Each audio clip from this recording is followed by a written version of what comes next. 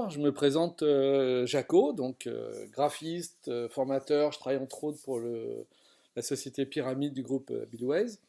Et je me fais un plaisir de vous montrer des petites choses, des petits tutos que je mets gratuitement en ligne, des petites astuces qui font que la vie est quand même plus sympa sur ces logiciels, que ce soit Photoshop ou Illustrator par exemple. Vous voulez faire plein de petits carrés ou des petits rectangles, je pourrais faire comme ça ici. Je pourrais le prendre, hein, donc le mettre un peu à droite, faire Alt, voilà, lâcher, faire pomme D, pomme D, pomme D, reprendre ici, faire la même chose, faire Alt, voilà, le mettre ici, faire pomme D, pomme D. Non.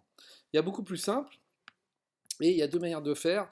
Si par exemple je vais faire n'importe quel objet, un rectangle, voilà, un grand rectangle, eh bien je peux passer dans Objet, ici, je vais passer dans Tracé, et dans Tracé, je demande un tableau. Dans Tableau, il vous demande le nombre de rangées. Voilà, j'en mets 5, etc. 5, 6. N'oubliez pas de faire l'aperçu quand même. Toujours un petit aperçu, c'est pas mal, hein, de voir en direct.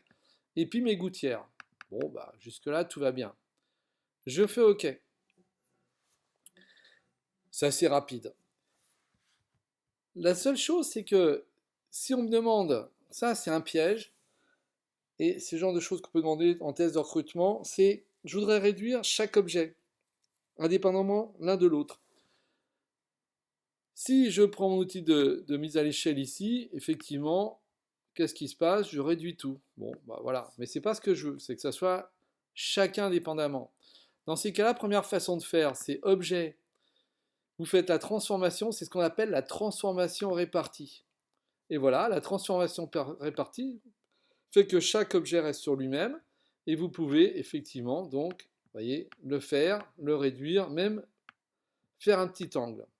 Alors je reviendrai sur la suite de sur un autre cours, je reviendrai sur cette fenêtre. Le problème c'est que si vous faites OK,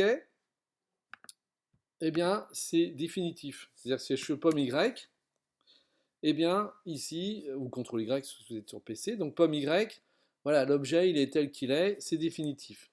Moi ce que je vous conseille plutôt, je refais pomme Y, c'est d'aller dans la fenêtre qui s'appelle les aspects, où je reviendrai aussi. Eh bien dans les aspects, je lui dis sur le fond, parce que je veux que ce soit le fond, ça peut être les 300 entiers, mais je veux que ce soit le fond ici. Eh bien, vous avez un FX ici. Eh bien, dans les FX, je peux lui demander distorsion, transformation. Transformation, qui est la transformation répartie, la fenêtre qu'on vient de voir. Je lui mets ici un changement, voilà, de taille. J'oublie pas de faire un petit aperçu. Je peux même faire l'angle ici. Bref, je valide. Et là, l'avantage, c'est que, un peu comme les objets dynamiques de Photoshop, quand je fais pomme Y, il n'a pas changé l'objet est toujours le même. Sauf que vous ici, quand vous allez resélectionner, voilà, vous pouvez revenir dessus, vous ouvrez le petit tiroir ici, hein, n'oubliez pas, et bien quand je retourne dans transformation, alors je peux bien sûr demander d'enlever la transformation, quand je double-clique ici, eh bien je peux lui dire non, non, je change, effectivement, parce que bon, les clients ils changent souvent d'avis, voilà, je peux changer l'angle, etc. Donc ça veut dire que vous faites quelque chose qui ne sera jamais définitif, tout simplement. Voilà. Merci Jaco, 50 000 balles.